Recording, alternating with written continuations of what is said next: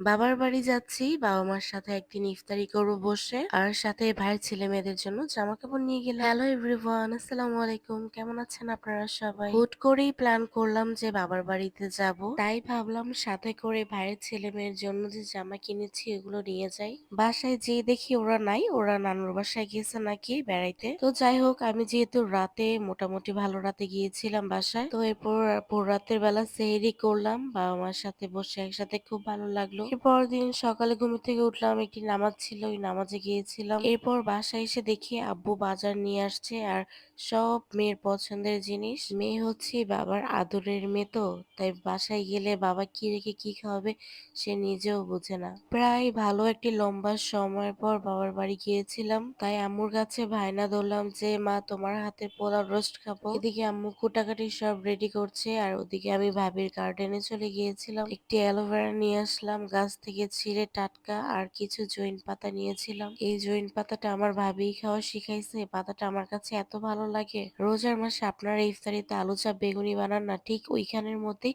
এই আস্ত পাতাটা ভালো করে বেসনে চুবিয়ে ভেজে খেয়ে দেখবেন, খেতে অনেক বেশি মজা। কেউ যদি চিনে থাকেন এই পাতা বা এই গাছটা তাহলে অবশ্যই কমেন্টে জানাবেন। এরপর এদিকে এসে দেখি আম্মু এক এক করে রান্না বসায় দিয়েছে। প্রথমেই কিন্তু ইলিশ মাছগুলো ভেজে নিচ্ছিল। পোলাওর সাথে কিন্তু ইলিশ মাছ ভাজা বা ভুনা খেতে অনেক বেশি ভালো লাগে। আর এখানে মটরশুঁটি বের করা হয়েছে পোলাওতে দেওয়া হবে বলে। ব্যাস, এদিকে কথা বলতে বলতে দেখি ওদিকে ইলিশ মাছ ভুনাও হয়ে গিয়েছে।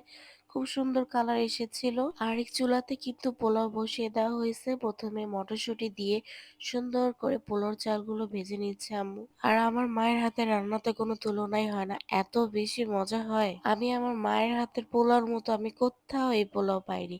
অনেক বেশি মজা হয় আম্মুর পোলাওটা। এই তো নেড়ে চেড়ে পানি দিয়ে বসিয়ে দেওয়া হয়েছে। আর এদিকে কিন্তু আম্মু একে করে রোস্টের জন্য মুরগিগুলো ভেজে নিচ্ছিল। আর এক সাইডে কিন্তু গরুর মাংস কষাতে দিয়ে দিছি। এদিকে আমাদের পোলাওটাও হয়ে গেছে। আর আরেক সাইডে মুরগির রোস্ট রান্না হবে দেখে পেঁয়াজটা কিন্তু ভালো করে কষানো হচ্ছে আর এক এক করে আম্মু মশলা দিচ্ছিল। আমি দাঁড়িয়ে দাঁড়িয়ে ভিডিও ক্যাপচার করছিলাম আর একটু নাড়ছিলাম, দেখছিলাম আম্মু কিভাবে কি রান্না করে। মায়ের হাতের রান্না সব সময় বেস্ট হয়। আর আজকে তো আরো বেশি মজা হয়েছিল। কালার গুলো দেখেই বোঝা যাচ্ছে কতটা লোভনীয় হয়েছে খেতে। ব্যাস, এদিকে কষানো হয়ে গেছে। এরপর মুরগিটা দিয়ে ভালোভাবে নেড়েচেড়ে আম্মু কষিয়ে নিচ্ছিল। এদিকে কিন্তু মায়ের হাতে ঝরঝরা পোলাও রেডি হয়ে গেছে। আর একদিকে কিন্তু গরুর মাংসের মধ্যে ঝোল দিয়ে দেওয়া হয়েছে, সাথে আলু। আমরা যেহেতু এগুলো ইফতারিতে খাবো এই কারণে আম্মু একটু তাড়াহুড়া করে রান্না করছিল। আর এই হচ্ছে সেই বিখ্যাত টেপ, এটা হচ্ছে আমার দাদি সবসময় রোজার মাসে বাজাতো। আমার দাদু এখন নাই, প্রায় 15 বছর হয়ে গেছে। সবাই আমার দাদুর জন্য দোয়া করবেন।